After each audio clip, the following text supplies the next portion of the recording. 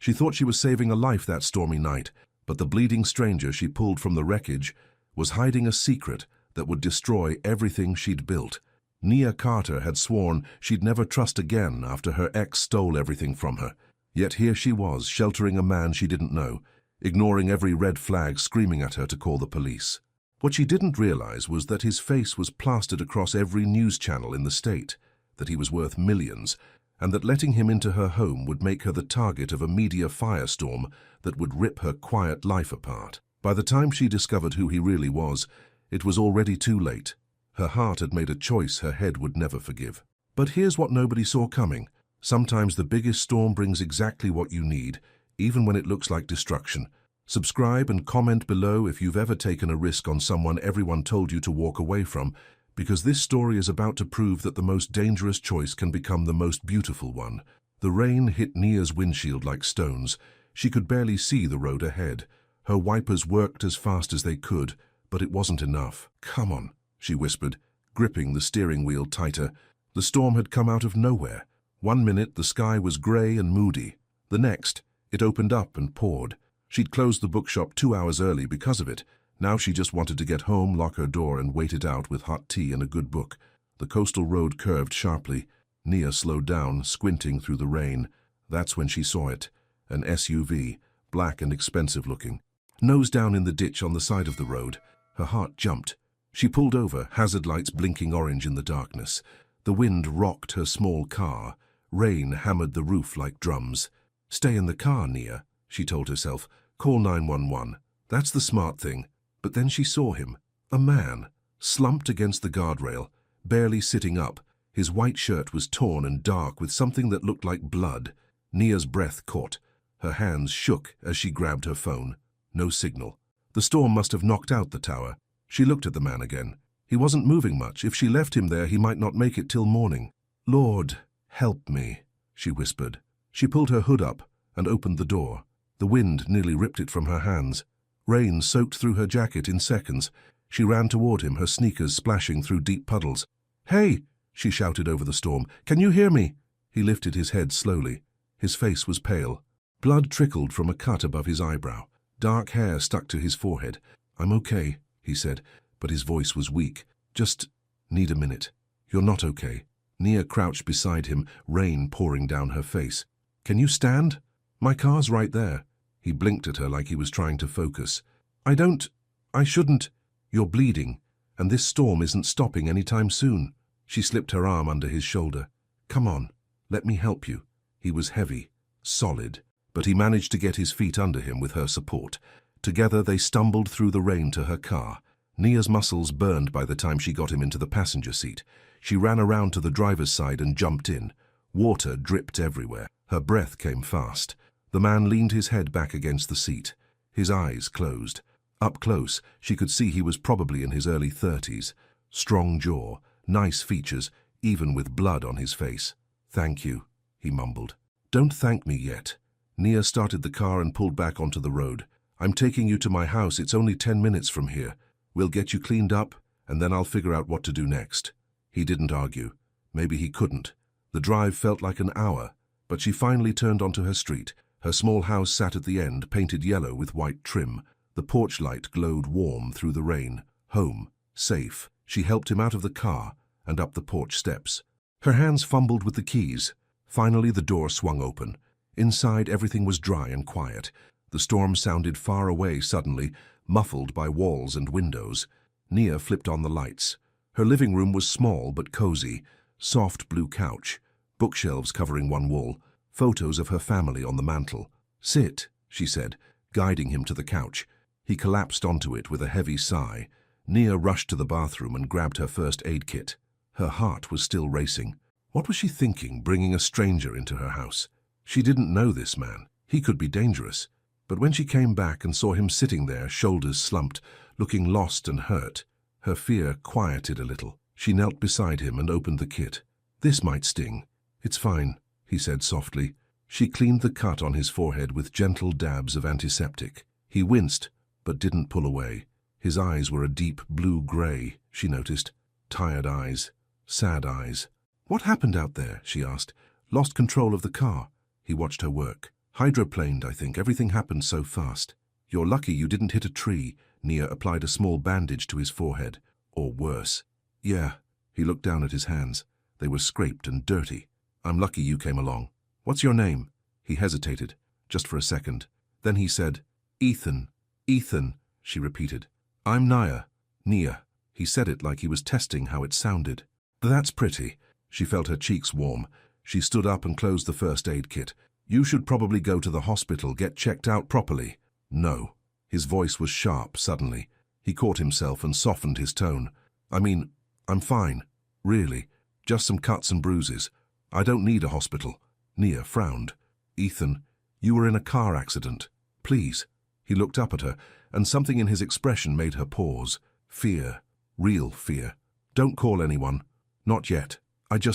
I need one night to rest, that's all. Her stomach tightened. This was wrong. Everything about this felt wrong, but she found herself nodding. Okay, one night. Relief washed over his face. Thank you. Thunder cracked outside, so loud it rattled the windows. The lights flickered.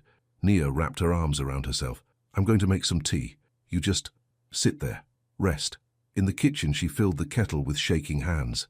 What was she doing? She should call the police. For at least Ruthie, her best friend. Someone needed to know there was a strange man in her house, but her phone still had no signal. The storm had knocked everything out. She made 2 cups of tea and brought them back to the living room. Ethan took his with a quiet thank you. They sat in silence for a while, listening to the rain beat against the roof. Why didn't you just drive past me? Ethan asked suddenly. Most people would have. Nia wrapped her hands around her warm mug. I don't know. I guess I couldn't leave you there. That was brave or foolish. He gave her a small, tired smile. I haven't decided which yet. Maybe both. She met his eyes. I'm still deciding too. He nodded slowly. For what it's worth, I'm not going to hurt you. I promise. That's what someone who wanted to hurt me would say, Nia pointed out. Fair. He took a sip of tea. But it's also what someone who's telling the truth would say. So I guess you'll have to trust your gut. Her gut told her he was more scared than scary, more hurt than harmful. Still, when he fell asleep sitting up on her couch 20 minutes later, she grabbed a kitchen knife and curled up in the armchair across from him, just in case. Morning came soft and grey. The rain had stopped sometime in the night. Nia woke up with a sore neck and the knife still in her lap. Birds sang outside, gentle and timid, like they weren't sure if the storm was really over. Ethan was still asleep on the couch. In the daylight, he looked younger somehow, less mysterious, just a tired man who'd had a bad night. Nia got up quietly and went to the kitchen.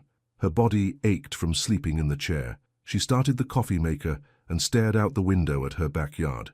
The storm had made a mess, branches everywhere. Her garden fence was tilted. One of the shutters hung loose. Morning. She jumped and spun around. Ethan stood in the doorway looking sheepish. Sorry, he said. Didn't mean to scare you. It's fine. Nia turned back to the coffee pot. How do you feel? Like I got hit by a truck. He touched the bandage on his forehead gingerly. But better than last night, thanks to you. She poured 2 cups of coffee and handed him one. They stood in the kitchen, steam rising between them. I should go, Ethan said. You've done more than enough. Nia wanted to agree, wanted to send him on his way and forget this ever happened, but something made her hesitate. Let me at least make you breakfast, she said. Then you can go. He looked surprised. You don't have to. I know. She opened the refrigerator. But I'm going to anyway. She made scrambled eggs and toast. They ate at her small kitchen table in comfortable silence. It was strange, Nia thought, how normal this felt, like they'd done it 100 times before. This is good, Ethan said.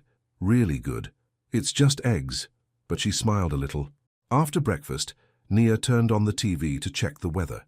The news came on instead. She reached for the remote to change the channel. Then she froze. Ethan's face filled the screen, younger in the photo, clean-shaven, wearing a suit. But definitely him. Breaking news this morning, the reporter said. Tech millionaire Ethan Ward is missing after allegations of fraud and corporate misconduct. Authorities say Ward fled his Charlotte home 2 days ago. If you have any information... Nia switched off the TV. Her hand trembled. The room was dead silent. Ethan sat very still, staring at the black screen. His jaw was tight. Who are you? Nia's voice came out small. Who are you really? He stood up slowly. I can explain. You're a millionaire? She backed away from him. And you're running from the police. It's not like that. He held up his hands. I'm not a criminal, Nia, I swear. Then why are you hiding? Her heart pounded. Why did you beg me not to call anyone? Because I didn't do what they're saying I did. His voice rose with frustration. Then he took a breath and spoke more calmly. Someone I trusted betrayed me, framed me. I needed time to think, to figure out my next move. And you thought hiding in a stranger's house was a good plan? I didn't plan anything. He ran a hand through his hair. I was driving away from Charlotte. The storm hit. I crashed. And then you showed up. That's the truth. Nia's mind raced. She should call the police, right now, turn him in. But something stopped her. Maybe it was the way he looked at her. Desperate but honest. Maybe it was the fact that he could have left in the middle of the night and didn't. Or maybe she was just a fool who wanted to believe people could be good, even when evidence said otherwise. Did you do it? She asked quietly. Whatever they're accusing you of. No. He met her eyes. I didn't. She studied his face for a long moment. Then she walked to the window and looked out at the morning. My ex-boyfriend stole from me, she said. 3 years ago. Took my savings and disappeared. Everyone told me I should have seen it coming, that I was stupid for trusting him. Ethan was quiet behind her. I learned to be more careful after that, Nia continued. To protect myself. To not let people in so easily. She turned to face him. But standing here now, looking at you, my gut tells me you're not lying. I'm not, he said softly. She crossed her arms. The roads will be clear by this afternoon. You can stay until then. But after that, you're gone. Deal? Relief flooded his face. Deal. Thank you, Nia. You have no idea what this means. I'm probably going to regret this, she muttered. But as the morning sun broke through the clouds and warmed her small kitchen, she didn't feel regret. She felt something else entirely. Something that scared her more than having a fugitive millionaire in her house. She felt hope. The day passed strangely. Nia called Ruthie and cancelled their lunch plans, making up an excuse about cleaning storm damage. She hated lying to her best friend, but what else could she say? Ethan kept his distance at first. Polite, careful, like he was trying not to take up too much space. But then he noticed her broken shutter. I could fix that, he offered. Nia looked up from the book she was pretending to read. What? Your shutter? He pointed to the window. I have some tools in my car. Well, what's left of it? But I could walk back and... No, she stood up quickly. You can't go back to the crash site. Someone might see you. Right. He looked embarrassed. Sorry, not thinking clearly. Nia sighed. I have tools in the garage. Come on. They worked together to fix the shutter. Ethan was good with his hands, she noticed. Efficient. He didn't talk much, just focused on the job. The afternoon sun was warm.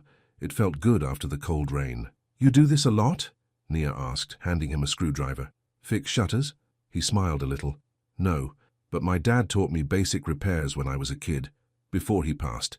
I'm sorry. It was a long time ago. He tightened a screw. But thank you. They finished the shutter, just as the clouds started building again.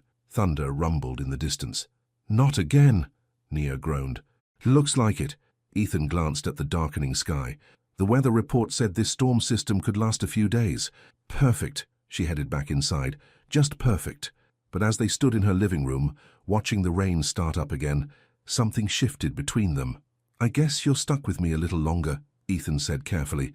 Nia should have been upset, should have told him to leave anyway, rain or not. Instead, she found herself saying, I guess so. That evening they shared an awkward dinner of leftover pasta. Nia caught herself watching him when she thought he wasn't looking. The way he ate slowly, like he was savoring every bite.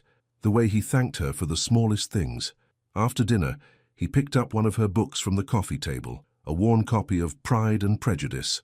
This is a good one, he said. You've read it? 3 times. He ran his finger along the spine. My mum used to read it aloud when I couldn't sleep. Jane Austen has a way of making everything feel manageable, you know?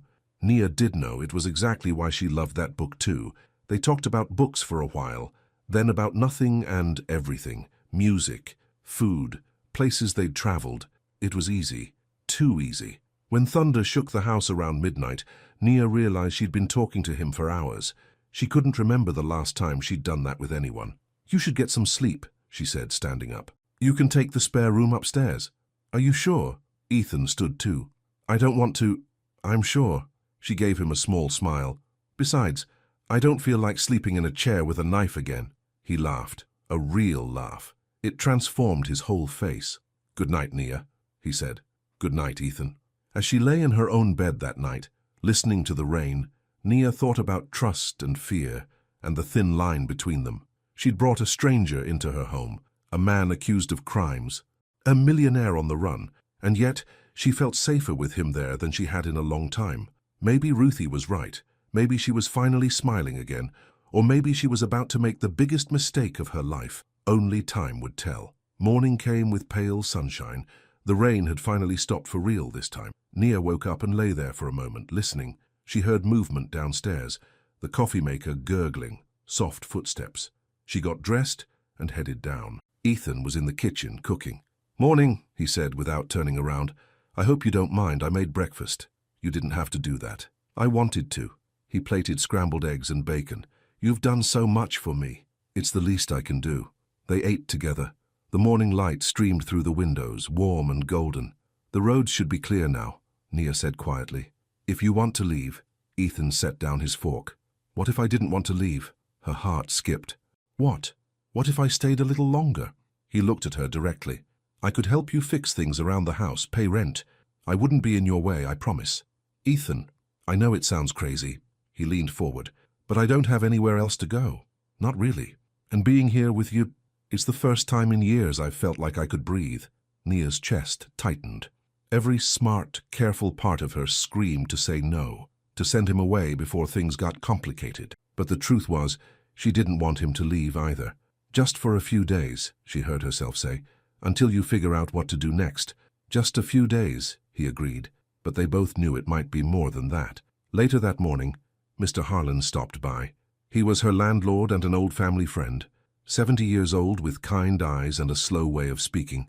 "Came to check on you, Nia girl," he said from the porch. "That storm did a number on a lot of houses. Yours holding up okay?" "It's fine, Mr. Harlan."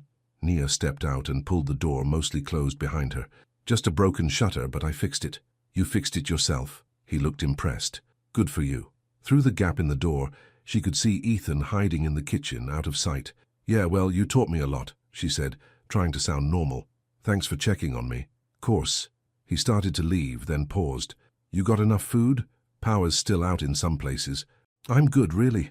He nodded slowly, but his eyes were sharp. Mr. Harlan didn't miss much. After he left, Ethan came out of hiding.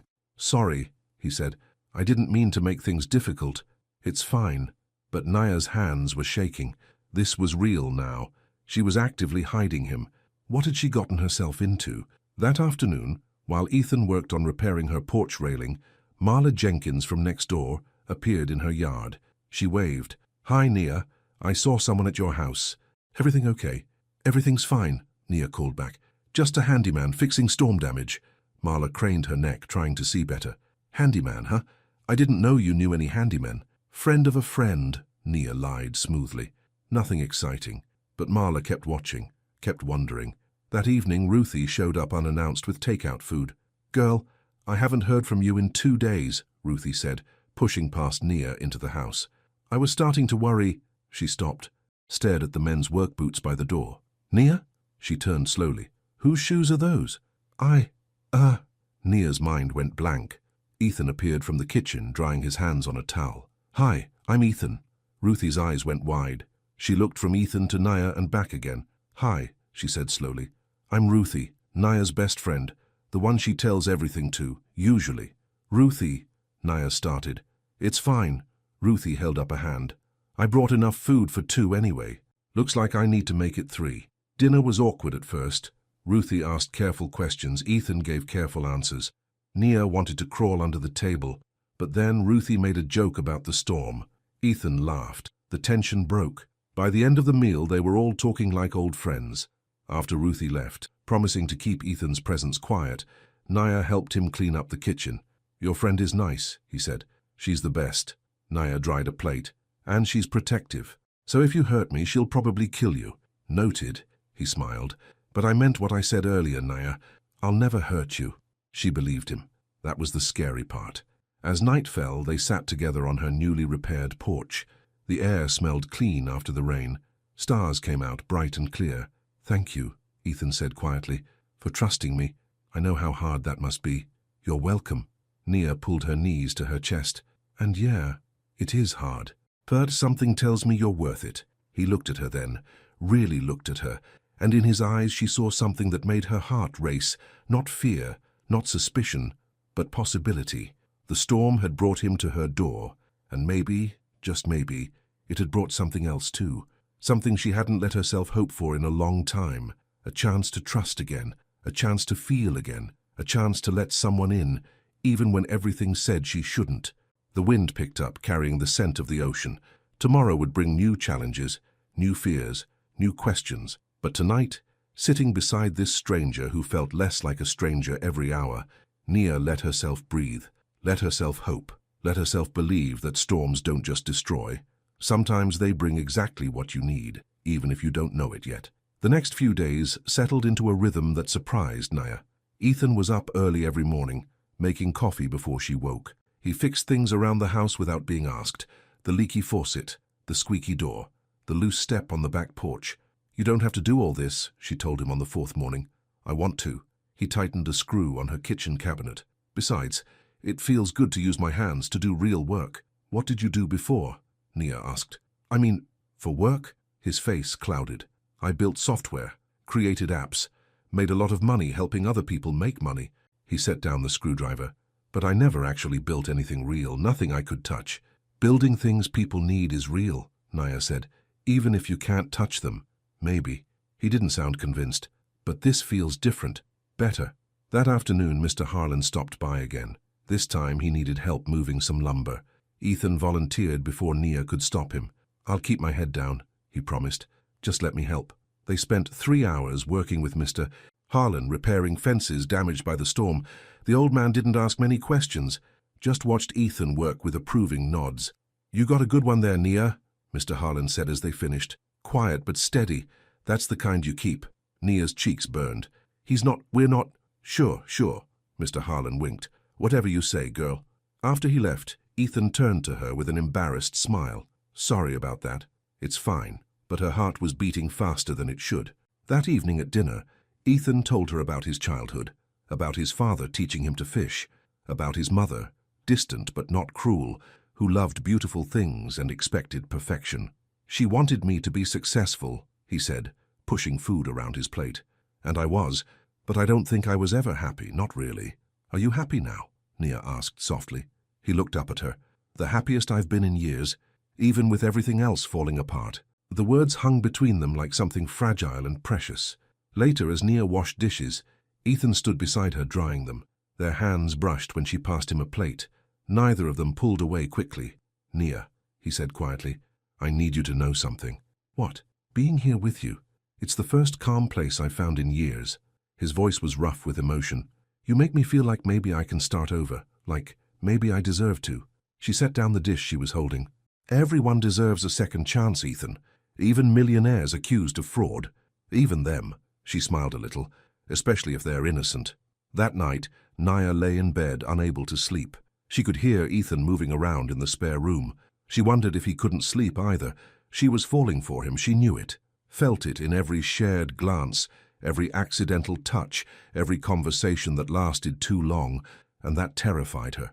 The town scheduled a storm relief fair for the weekend. Everyone was helping to clean up the community center and set up booths. "You should go," Ethan said when Nia mentioned it. "Help your neighbors."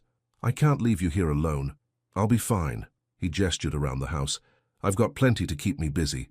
But when Saturday morning came, Ethan surprised her by offering to come along. "Are you sure?" Nia asked. "What if someone recognizes you?" "I'll wear a cap. Keep my head down." He looked at her hopefully. "I want to help, Nia. I want to be part of something good for once." So they went together. The community center buzzed with activity. Tables needed moving, decorations needed hanging, someone's truck needed unloading. Nia introduced Ethan as her friend from out of town.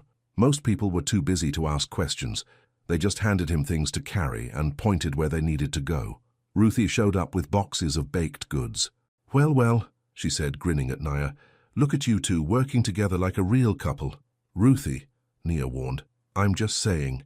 Ruthie bumped her shoulder. "You're smiling again. Really smiling. I haven't seen that in years." It was true. Nia felt lighter than she had in ages. She caught herself laughing at Ethan's jokes, watching him when he helped an elderly woman move a heavy box. noticing how gentle he was with the children running around. This was the real him, she thought. Not the millionaire in the news, not the accused criminal, just a good man trying to do right. By afternoon, they'd made real progress. The community center looked festive and ready. People gathered for lemonade and rest. Ethan stood with Mr. Harlan, talking about fishing. Nia watched from across the room. He fit here, belonged here, like he'd been part of this town his whole life. "You've got it bad," Ruthie said beside her. "I don't know what you're talking about." "Girl, please." Ruthie sipped her lemonade.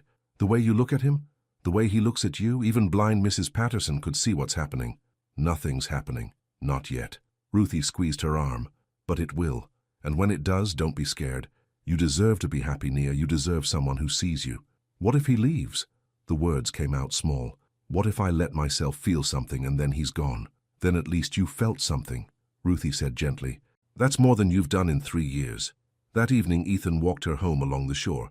The sun was setting, painting the sky orange and pink. Waves lapped softly at the sand. "Thank you for today," he said, "for letting me be part of it. You earned your place." Nia kicked at the water. "Everyone liked you. I liked them too." He stopped walking and looked out at the ocean. "I forgot what it felt like to be part of a community. To matter because of who you are, not what you have. You matter, Ethan. You've always mattered." He turned to face her. The sunset lit him from behind, making him glow. "Can I tell you something?" he asked. "Anything." "I'm scared." His voice was raw. "I'm scared that this, whatever this is between us, is too good, that I'll mess it up, that my past will catch up and ruin everything." Nia's heart ached. "I'm scared too." "Of what?" "Of trusting again." She wrapped her arms around herself. "My ex stole from me. Not just money. He stole my ability to believe people when they say they care, and now here you are, and I want to believe you. But I'm literally a fugitive accused of stealing," Ethan finished. "I get it. The irony isn't lost on me." They stood in silence, waves filling the space between them.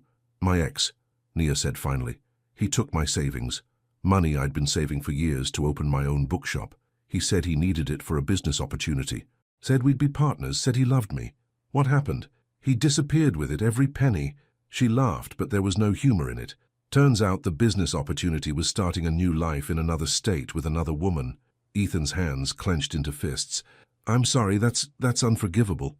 "Yeah," Nia looked at him.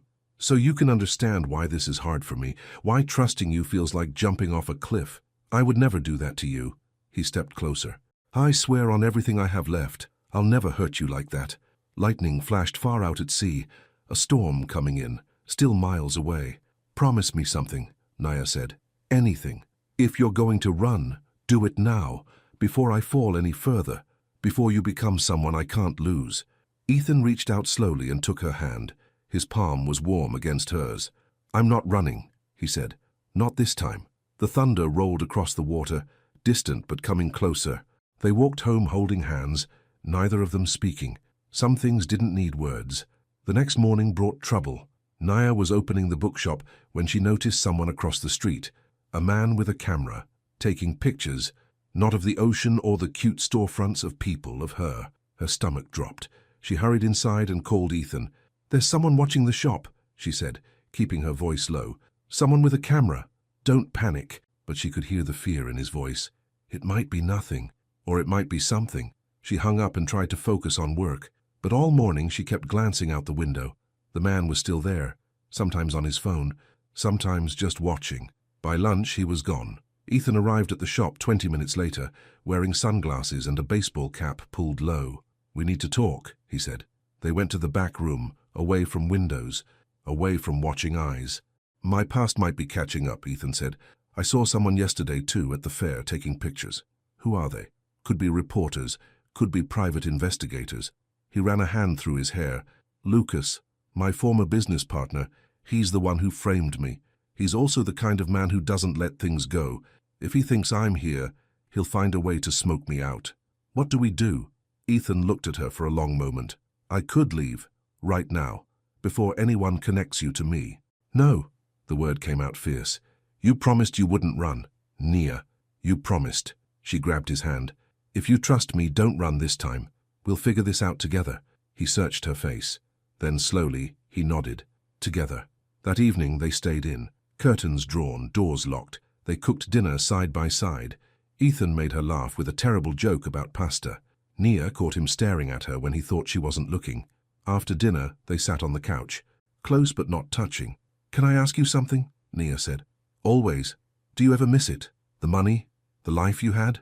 Ethan was quiet for a while. "Sometimes I miss the freedom it gave me, the ability to go anywhere, do anything. But the life itself?" He shook his head. "That was lonely. I had everything except what mattered. What matters?" He turned to face her fully. "This, right here, sitting with someone who sees me, who knows I'm wanted by the law and chose to help me anyway. Someone who laughs at my bad jokes and trusts me enough to be scared with me." Nia's breath caught. "You matter, Nia," he said softly, "more than any amount of money ever could." She didn't know who moved first, maybe both of them, but suddenly they were closer, so close she could count his eyelashes, could see the flecks of grey in his blue eyes. "Ethan," she whispered. "Tell me to stop," he said. "If you want me to stop, don't stop." He kissed her, soft and careful, like she was something precious, something that might break. She kissed him back, deeper, braver. When they finally pulled apart, both breathless, Nia felt like the world had shifted. "I'm falling for you," Ethan said. "I tried not to. I know it's complicated and messy and probably a terrible idea, but I'm falling for you, Nia Carter. I'm falling too." She touched his face. "And yeah, it's terrifying. Good terrifying. Or bad terrifying. I don't know yet." She smiled. "Ask me again tomorrow." They sat there for hours, talking, kissing, building something fragile and real between them. Outside, the wind picked up, another storm coming, but inside, wrapped in each other's warmth, they felt safe. Morning shattered their peace. Nia woke to her phone ringing. Ruthie's name flashed on the screen. "Girl, turn on the news," Ruthie said. No greeting. "Right now." Nia stumbled downstairs. Ethan was already in the living room, staring at the TV. His face was on every channel. "Fugitive millionaire Ethan Ward spotted in small coastal town," the reporter said. "Local sources say he's been hiding in the home of bookshop clerk Nia Carter. We're live on scene." The camera cut to her street. News vans, reporters, people gathered with phones. Nia's shop was visible in the background. Cameras everywhere. "No," she breathed. "No, no, no." Her phone started ringing. Text after text. Calls from numbers she didn't recognize.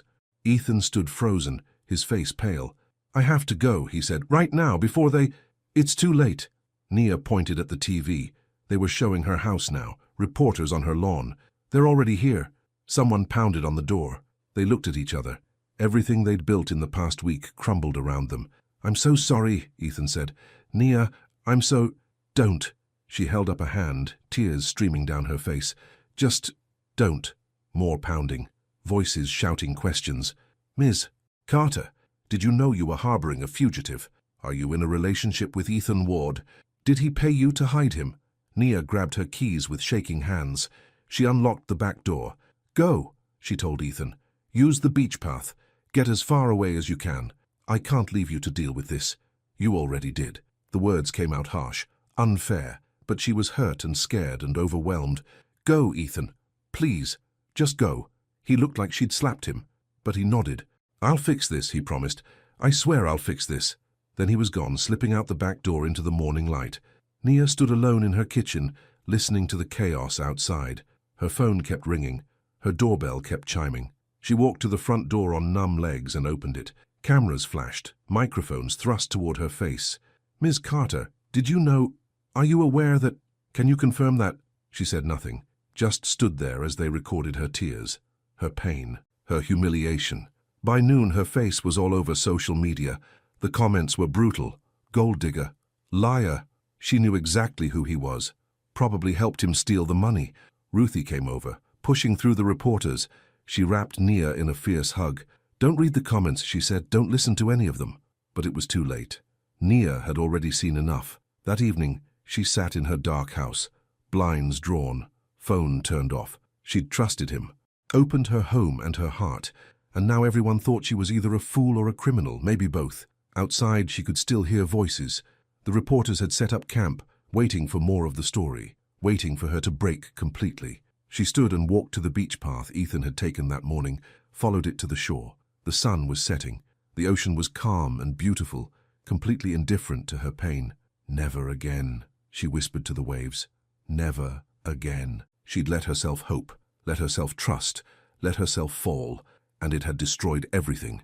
Behind her, thunder rumbled, another storm building. But this time, she wouldn't shelter anyone. This time, she'd face the storm alone, where she was safest, where she should have stayed all along. The next 3 days were the longest of Naya's life. She didn't open the bookshop, couldn't face the cameras, the questions, the looks.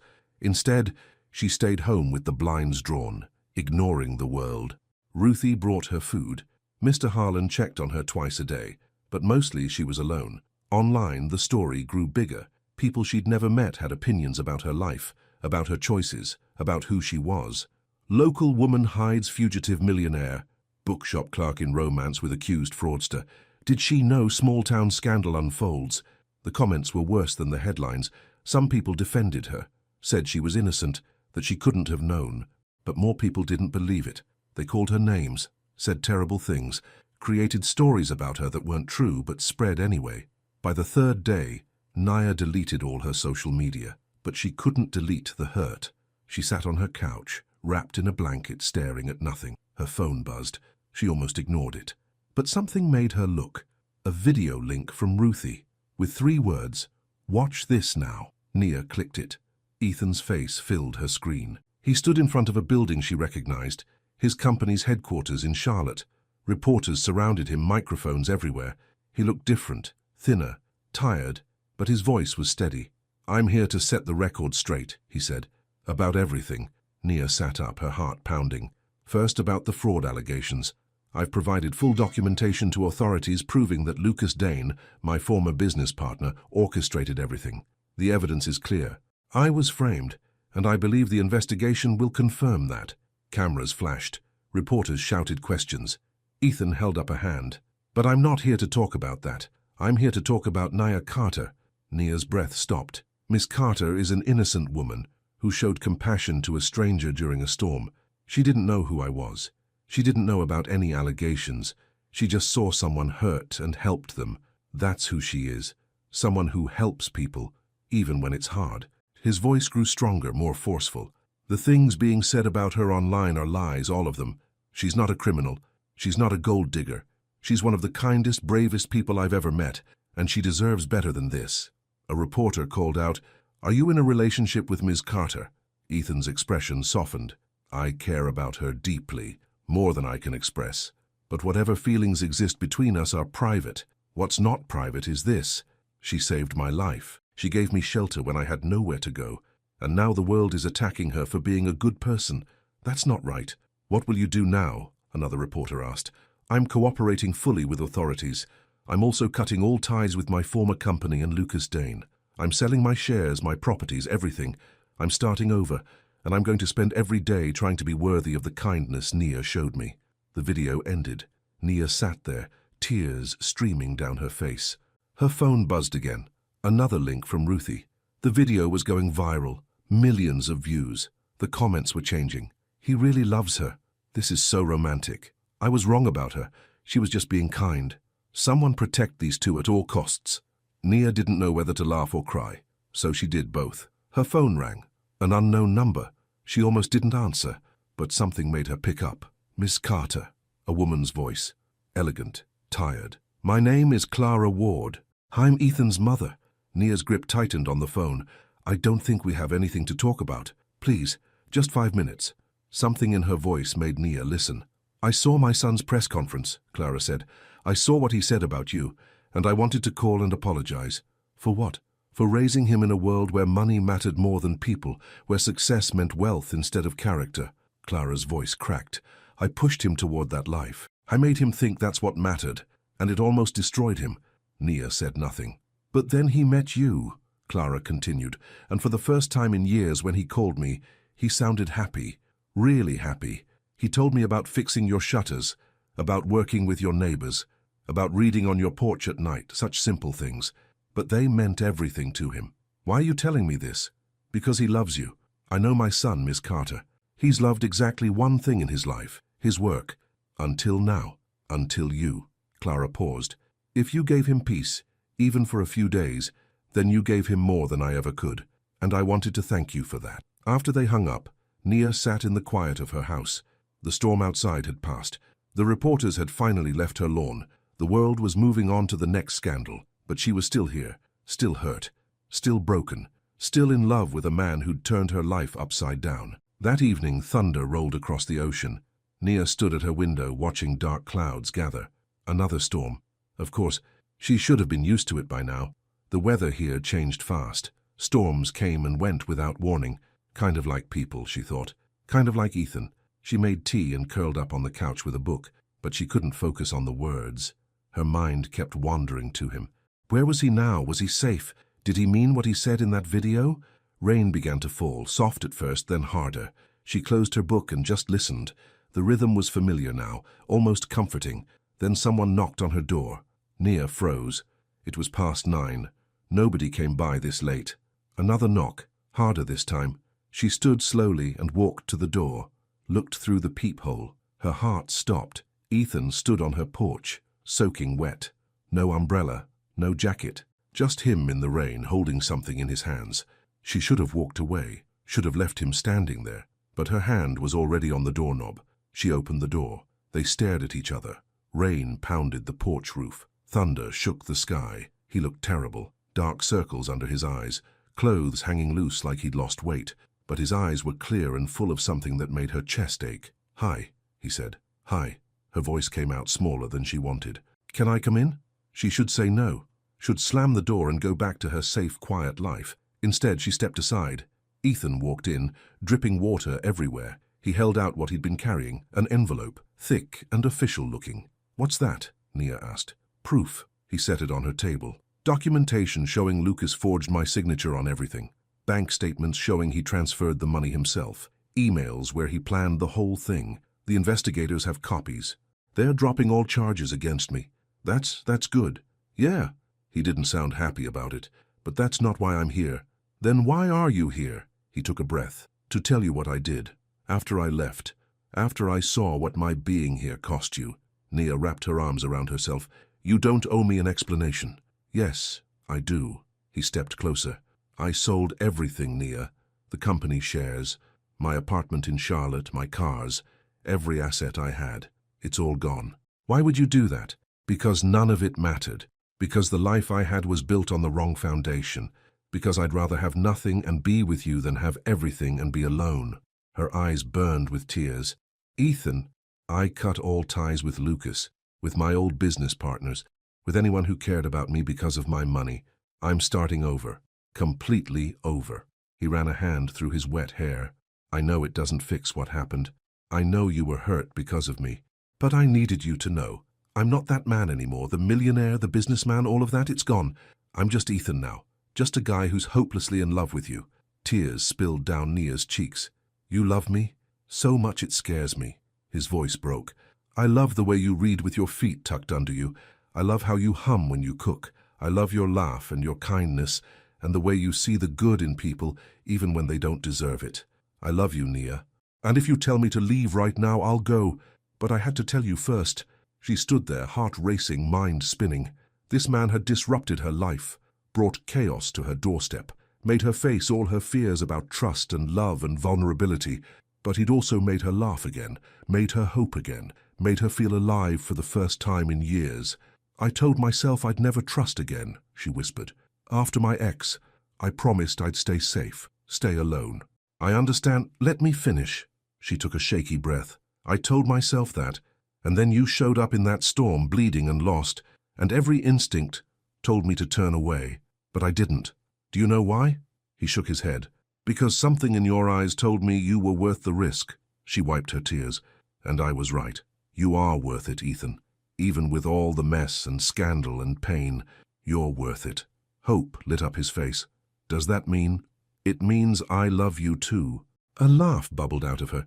"I love you, and it's terrifying, and I'm still mad about the reporters on my lawn, but I love you."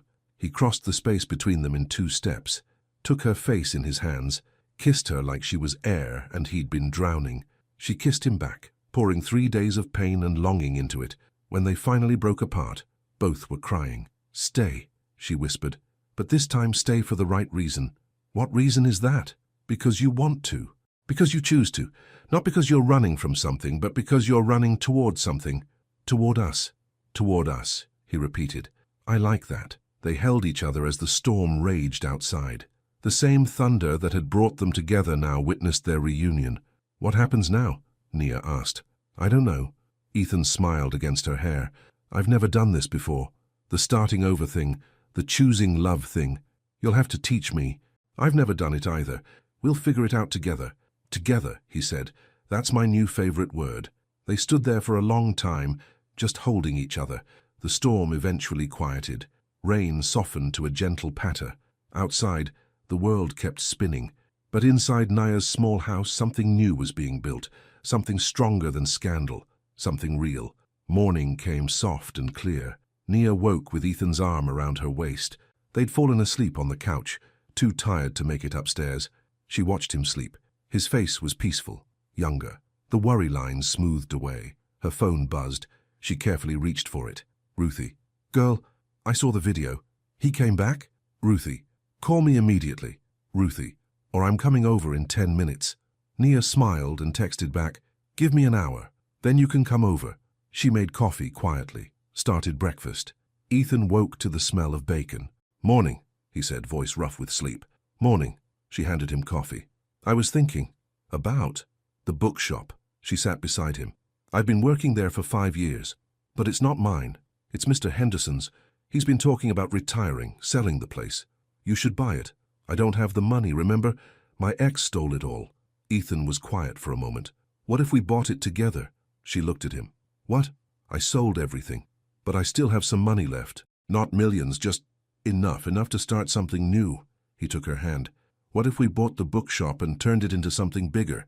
A cafe and bookshop combined. Your dream and my fresh start. Ethan, think about it. You love books, I love coffee.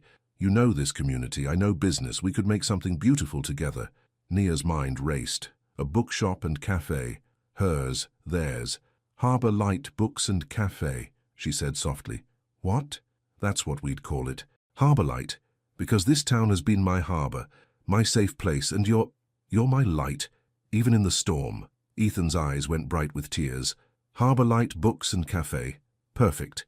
They talked all morning about possibilities, layout ideas, menu plans, which books to feature, what kind of coffee to serve. When Ruthie arrived, she found them surrounded by sketches and notes, laughing over breakfast. Oh my God, Ruthie said from the doorway. You two are disgustingly cute. Come in, Nia called. We have news. They told her about the cafe bookshop plan. Ruthie screamed and jumped up and down and demanded to be involved somehow. I make the best brownies in 3 counties, she said. You'll need a baker. Deal, Ethan said, grinning. Over the next few days, word spread through town. Ethan was back. Ethan and Nia were together. They were buying the bookshop. Some people gossiped, some people judged, but most people were excited. Mr. Henderson agreed to sell. He said he'd been hoping Nia would take over someday. Just didn't think you'd bring a partner, he said, winking. But I like him. He's good for you. Clara visited a week later. She brought boxes of Ethan's childhood books to donate for decoration. I want to help, she told them. If you'll let me. We'd love that, Nia said. Watching Ethan and his mother work together, unpacking books and sharing memories, Nia felt something settle in her chest. This was family. Not perfect, not without scars, but real and trying and full of love. Even Marla Jenkins, the nosy neighbor who'd started so much gossip, came by to apologize. I'm sorry, she said, looking genuinely ashamed. I should have minded my own business. Should have trusted that you knew what you were doing. It's okay, Nia said, and she meant it. We all make mistakes. The town helped renovate the old building. Mr. Harlan supervised construction. Ruthie taste-tested every pastry recipe. Children donated their favorite books for the children's section. It took 6 weeks. 6 weeks of hard work and laughter and building something together. Finally, opening day arrived. The cafe sparkled. Warm wood floors, cozy reading nooks, shelves full of books, a coffee bar with plants hanging above it. Everything they'd dreamed of. Nia wore a yellow dress. Ethan wore a simple button-down shirt. They stood behind the counter, holding hands as people filed in. The whole town came. Friends, neighbors, even some reporters, though friendly ones this time. Ruthie set out trays of brownies and cookies. Mr. Harlan made a speech about community and second chances. Clara stood in the corner, dabbing her eyes with a tissue. At noon, Nia did a reading for the children gathered on the floor. She read from Charlotte's Web, one of her favorites. The kids sat mesmerized. Ethan watched from across the room, his face full of pride and love. When the reading ended, he met her by the window. Afternoon sun streamed through, making everything glow. "I have something for you," he said quietly. He pulled out a small box. Velvet. Blue. Nia's breath caught. "I know it's fast," Ethan said. "I know we've only known each other a couple months, but I also know I want to spend the rest of my life with you, building things together, reading together, weathering storms together." He opened the box. A simple ring, beautiful in its simplicity. "Nia Carter, will you marry me?" Around them, the cafe went quiet, everyone watching, waiting. Nia looked at this man who'd stumbled into her life during a storm, who'd turned everything upside down, who'd taught her that love was worth the risk. "Yes," she said, laughing through tears. "Yes, yes, yes." The cafe erupted in applause. Ethan slipped the ring on her finger and kissed her, soft and sweet and full of promise. When they pulled apart, Ruthie was crying. Mr. Harlan was grinning. Clara was smiling wider than Nia had ever seen. That evening, after everyone left and they'd cleaned up, Ethan and Nia stood on the porch where it all began. The same porch where she'd first brought him inside, soaking and bleeding and lost. The ocean glittered under a clear sky. Stars came out, bright and beautiful. "Thank you," Ethan said softly. "For what?" "For opening your door that night, for trusting me when you had every reason not to, for showing me what really matters." He wrapped his arms around her. "For being my shelter in the storm." Nia leaned back against him. "You were my storm. Did you know that? You came crashing into my carefully controlled life and messed everything up. Sorry." "Don't be." She turned to face him. "You messed it up in the best possible way. You taught me that staying safe isn't the same as being alive, that love means taking risks, that storms don't just destroy, they clear away what doesn't belong so something better can grow." "Something better," he repeated.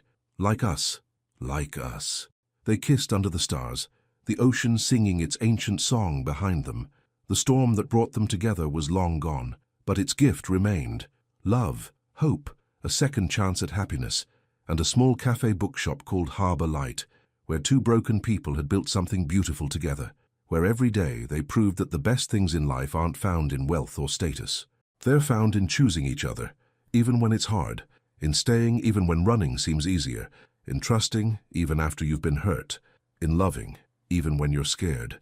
Nia and Ethan had weathered their storm, and now, finally, they could enjoy the sunshine together. The morning after their engagement, Nia woke up and stared at the ring on her finger.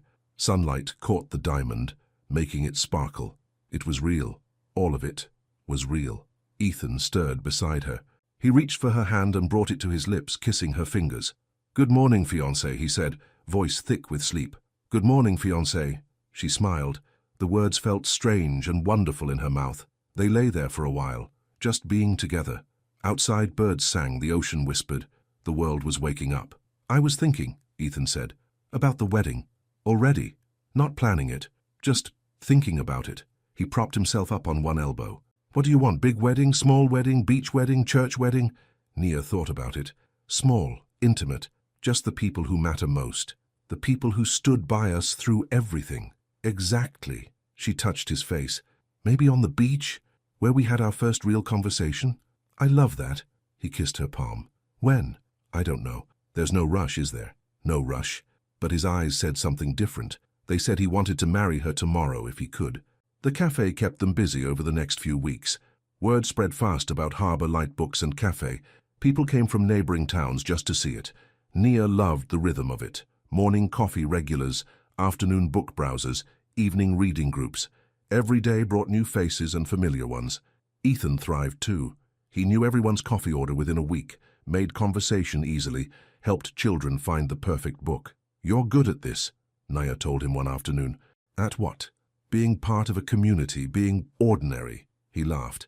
"Ordinary is the best thing I've ever been." Ruthie worked 3 days a week, baking fresh pastries and cookies. Her brownies became legendary. People called ahead to make sure she hadn't sold out. Mr. Harlan came every morning for coffee and the newspaper. He'd sit in the corner, reading and watching the world go by. Clara visited twice a month from Charlotte. She'd help reorganize shelves, suggest new books, and sometimes just sit with Nia and talk. I never knew my son could be this happy, she said one day. Thank you for giving him that. He gave it to himself, Nia said, by choosing a different life. You both did. Clara squeezed her hand. You chose each other. That takes courage. One evening, about 2 months after the engagement, Ethan came home with a strange expression. What's wrong? Nia asked. Nothing's wrong. He set down his bag. Lucas was arrested today. Official charges, fraud, forgery, embezzlement, everything. Nia's heart jumped. That's good news, isn't it? Yeah, it is. But he didn't look happy. The prosecutor wants me to testify. At the trial. Oh, I'd have to go back to Charlotte. Face him. Face all of it again. Ethan sat down heavily. I don't want to go back to that world, Nia, even for justice. She sat beside him. But you have to, don't you? To close that chapter completely? I guess so. Then I'll come with you. She took his hand. You don't have to face it alone. Relief washed over his face. You'd do that? Of course. We're partners now, in everything. The trial was scheduled for 6 weeks away. Until then, they focused on their life, their cafe, their future. One Sunday afternoon, Nia found Ethan on the beach, staring out at the water. Hey, she said, sitting beside him in the sand. You okay? Just thinking about my dad. He picked up a shell, turned it over. He died when I was 16, heart attack, sudden. I'm sorry. He was a simple man, worked construction, loved fishing, never made a lot of money, but he was happy. Ethan tossed the shell into the waves. My mum always wanted more. After he died, she pushed me to be successful, to achieve, to make something of myself.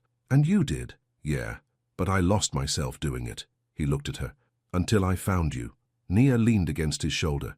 Your dad would be proud of who you are now. Not the millionaire, just you. You think so? I know so. They sat there as the sun sank lower, painting the sky in shades of orange and pink. Let's do it, Ethan said suddenly. Do what? Get married, soon. Not in 6 months or a year. Soon. Nia's heart raced. How soon? Before the trial. Before we go back to Charlotte. I want to go as your husband. I want that strength, that anchor. He turned to face her fully. Marry me, Nia. Not someday. Now. She should have been scared. Should have wanted more time to plan, to think, but all she felt was certainty. Yes, she said. Let's do it. They planned the wedding for 3 weeks away. Small and simple, just like Nia wanted. Ruthie cried happy tears when they told her. 3 weeks? Girl, that's not enough time. It's plenty of time, Nia said. I don't need anything fancy, just the people I love and the man I'm going to marry. They sent simple invitations, chose the beach at sunset for the ceremony, asked Mr. Harlan to officiate. He was ordained years ago and jumped at the chance. Nia found a white dress at a boutique in the next town over, simple and flowing, with lace sleeves. It was perfect. Ethan wore a light grey suit, no tie, just him, looking nervous and excited and handsome. The day before the wedding, Clara arrived with a box. Something for you, she told Nia. Inside was a veil, delicate and vintage, with tiny pearls sewn along the edge. It was my mother's, Clara said, and I wore it at my wedding. I want you to have it. Nia's eyes filled with tears. Clara, I can't. You can. You're family now. Clara helped her try it on. Perfect. Just perfect. That night, Nia couldn't sleep. She lay in bed staring at the ceiling, thinking about tomorrow. She was getting married, actually married, to a man she'd known only 4 months, a man who'd crashed into her life during a storm. It should have felt crazy, reckless, but it felt right. Her phone buzzed. A text from Ethan, who was staying at Mr. Harlan's house for the night. Can't sleep, too excited, I love you. She smiled and texted back. I love you too. See you tomorrow. Don't be late. Never. I've been waiting my whole life for tomorrow. The wedding day dawned clear and beautiful. Perfect weather. Warm sun, cool breeze, endless blue sky. Ruthie came over early to help Nia get ready.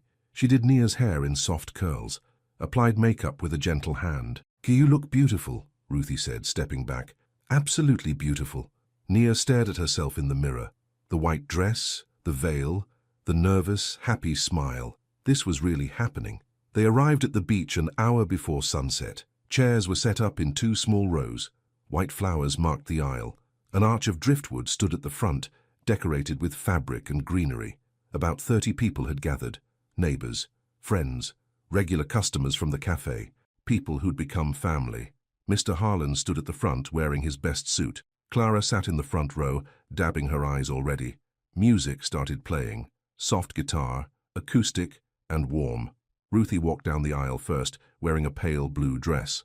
She winked at Nia as she passed. Then it was time. Nia took a deep breath. She had no father to walk her down the aisle. Her dad had passed years ago, but Mr. Harlan had offered, and she'd said yes. He appeared beside her, offering his arm. "Ready, girl?" he asked gently. "Ready." They started walking. Every step brought her closer to Ethan. He stood at the front, watching her approach. His face was full of wonder, like he couldn't believe this was real. She couldn't believe it either. When she reached him, Mr. Harlan placed her hand in Ethan's and stepped back. "Hi," Ethan whispered. "Hi." She was crying already. Happy tears that wouldn't stop. Mr. Harlan began the ceremony. He talked about love and storms and finding shelter in each other, about how the best things in life come when we're brave enough to trust. Then it was time for vows. Ethan went first. His voice shook a little. "Nia, I came to you broken and lost. You gave me shelter, but you gave me so much more than that. You gave me hope. You showed me what real love looks like, not love that wants something from you, but love that sees you and chooses you anyway." He squeezed her hands. "I promise to be your partner in everything, to fix shutters and make coffee, and read beside you on quiet evenings, to weather every storm with you, to choose you every single day for the rest of my life." Nia couldn't see through her tears. She blinked them away and started her own vows. "Ethan, you scared me. I'm not going to lie about that." Soft laughter rippled through the guests. "You showed up and disrupted my safe, careful life. You made me feel things I swore I'd never feel again. But you also showed me that being safe isn't the same as being alive." Her voice broke. "You taught me to trust again, to hope again, to believe that love is worth the risk. I promise to stand beside you through everything, to believe in you when things get hard, to build our life together one day at a time. I choose you, Ethan. I choose us." Mr. Harlan smiled. "By the power vested in me, I now pronounce you husband and wife. Ethan, you may kiss your bride." Ethan pulled her close and kissed her, gentle at first, then deeper. The crowd cheered. When they broke apart, both laughing and crying, Nia felt like her heart might burst. This was happiness. Real, overwhelming, perfect happiness. They walked back down the aisle together as husband and wife. The sun was setting now, turning everything golden. At the cafe, they'd set up tables for a simple reception. String lights hung overhead. Music played. Food covered every surface. People ate and danced and celebrated. Ruthie gave a toast that made everyone laugh and cry. Clara spoke about second chances and new beginnings. Nia and Ethan had their first dance on the sand. The ocean provided the music, waves and wind and the sound of people they loved talking nearby. "Mrs. Ward," Ethan said, spinning her slowly. "I'm keeping Carter," she said. "Nia Carter Ward." "Even better." He kissed her forehead. "My wife, my husband." She tested the word. It fit perfectly. As the night deepened and stars appeared, they cut the cake, one of Ruthie's creations, chocolate with raspberry filling. They fed each other bites, laughing when frosting got on their faces. Around midnight, people started heading home. Hugs and congratulations and happy goodbyes. Finally, it was just Nia and Ethan and the ocean. They walked along the shore, hand in hand. Nia's dress dragged in the sand. She didn't care. "Thank you," Ethan said. "For what?" "For saying yes. For taking a chance on me. For making me the happiest man alive." "Thank you," she countered. "For crashing your car in a storm outside my house." He laughed. "Weirdest meet-cute ever. The best meet-cute ever." They stopped walking. Ethan pulled her close. "I love you, Nia Carter Ward. I love you, Ethan Ward." They kissed under the stars. The same ocean that had witnessed their beginning now witnessing their forever. The trial came 2 weeks later. Nia and Ethan drove to Charlotte together. She held his hand the whole way. The courtroom was cold and intimidating. Lucas sat at the defense table looking smaller than Nia expected. Ordinary. Just a man who'd made terrible choices. Ethan testified for 2 hours. He was calm and clear, laying out exactly what happened. How Lucas had forged documents, stolen money, framed him. The evidence was overwhelming. Even Lucas's expensive lawyers couldn't argue with it. On the third day, the jury came back, guilty on all counts. Ethan didn't celebrate. He just nodded slowly, like closing a book he'd been reading too long. Outside the courthouse, reporters waited, but Ethan had nothing to say. He just took Nia's hand and walked to their car. "How do you feel?" she asked as they drove away. Free. He looked out the window at the city passing by. Finally free. They drove home to their small coastal town, to their cafe, to their life, and they never looked back. 6 months after the wedding, Harbour Lightbooks and Cafe had become the heart of the town. People gathered there every day, mothers with toddlers for story time, teenagers doing homework, elderly folks meeting for coffee and conversation. Nia led a book club every Tuesday evening. Ethan hosted open mic nights on Fridays. Ruthie's baking continued to draw crowds. They'd painted a mural on one wall, a lighthouse standing strong against a storm, the harbour light guiding people home. One morning, Nia woke up feeling strange. Her stomach was unsettled. She'd been tired lately more than usual. Ruthie noticed at the cafe. "Girl, you look exhausted," she said. "You feeling okay?" "Just tired." Nia poured coffee with shaking hands. "Probably just working too much." Or, Ruthie's eyes went wide. "Oh my God, have you taken a test?" "A test?" "A pregnancy test, Nia. When was your last period?" Nia's heart stopped. She counted back weeks, then counted again. "Oh," she breathed. That afternoon she took a test, then another, then a third, all positive. She sat on the bathroom floor staring at the little plus signs. A baby. She was going to have a baby. Fear hit first. They'd only been married 6 months. The cafe was still new. They were still figuring things out. But then joy rushed in. Overwhelming, beautiful joy. She was going to have a baby with Ethan. They were going to be parents. That evening she set up a surprise. She put one of the pregnancy tests in a small box, wrapped it with a ribbon, left it on Ethan's pillow with a note. "Open me." When Ethan found it, she watched from the doorway. He opened the box, pulled out the test, stared at it for a long moment. Then he looked up, eyes wide. Are you? "We're having a baby," Nia said. He crossed the room in 3 steps and swept her into his arms, lifted her off her feet, spinning her around. "We're having a baby." He laughed and cried at the same time. "Oh my God, Nia, we're having a baby." They held each other, overwhelmed with happiness and fear and hope. "Are you scared?" she asked, terrified. He pulled back to look at her. "But also more excited than I've ever been. We're going to be parents." "Good parents," Nia said firmly. "We're going to be good parents. The best." He kissed her. "We survived a storm together. We can survive anything." 9 months later, on a warm spring evening, Nia gave birth to a baby girl. They named her Hope. Hope Carter Ward. She had Ethan's blue-grey eyes and Nia's warm brown skin. She was perfect. In the hospital room, Ethan held his daughter with shaking hands. Tears streamed down his face. "Hi, Hope," he whispered. "I'm your dad. I'm going to mess up sometimes, but I promise I'll always try my best. I promise I'll always choose you and your mom. Always."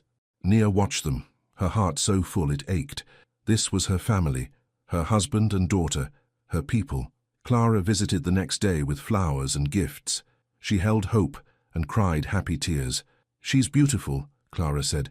"Absolutely beautiful." "She is," Nia agreed.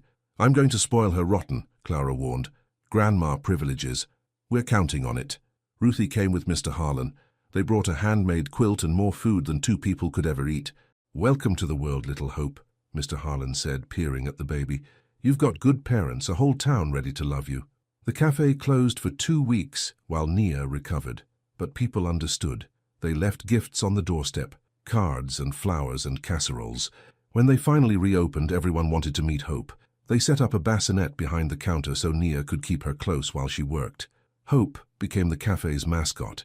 People came just to see her, to watch her sleep or smile or make baby noises. Life settled into a new rhythm, busier but better, full of sleepless nights and tiny socks and unexpected joy. One evening when Hope was 3 months old, Nia stood on their porch with her daughter in her arms. Ethan came out and wrapped them both in a hug. "What are you thinking about?" he asked. "About storms," Nia said. "About how scared I was that night, when I found you bleeding on the side of the road." "Regret it?" "Not even a little." She looked up at him. "That storm brought you to me, and you brought me to this, to us, to Hope, to everything." "Best storm of my life," Ethan said. They stood there together, watching the sun set over the ocean. Their daughter dozed between them. Their cafe glowed warm behind them. This was home, this was family, this was everything they'd fought for. The storm had passed years ago now, but its gift remained. Love, hope. Their life built on trust and courage, and choosing each other every single day. Nia thought about the woman she used to be, scared and closed off, protecting herself from hurt. That woman was gone. In her place stood someone stronger, someone brave enough to love deeply, to trust completely, to believe in second chances. "Thank you," she whispered to Ethan. "For what?" "For showing up in that storm, for staying, for loving me." "Thank you," he said, "for opening the door." As stars began to appear, hope stirred and made a small sound. Both parents looked down at her, marveling. "She's going to have a good life," Ethan said. "We're going to make sure of it. The best life." Naya kissed her daughter's head, full of books and coffee and love. So much love. "And storms," Ethan added, "because storms teach us what matters." "Storms," Naya agreed, "and the courage to weather them together." The ocean whispered its ancient song. The lighthouse in the distance blinked its steady rhythm. And in their small cafe called Harbor Light, a family stood together. Not perfect, not without scars, but real and whole and exactly where they were meant to be. Because sometimes the best things in life come from the worst storms. Sometimes shelter looks like a stranger's kindness. Sometimes love means opening your door when every instinct says to keep it closed. And sometimes the man bleeding in the rain becomes the man who heals your heart. Nia had sheltered a stranger during a storm. She hadn't known he was a millionaire, hadn't known he would change her life forever. But she'd opened her door anyway. And that choice, that one brave, compassionate choice, had given her everything. A husband, a daughter, a life full of purpose and joy. The storm was over. The sun was shining, and they were home. Finally, beautifully home. The end.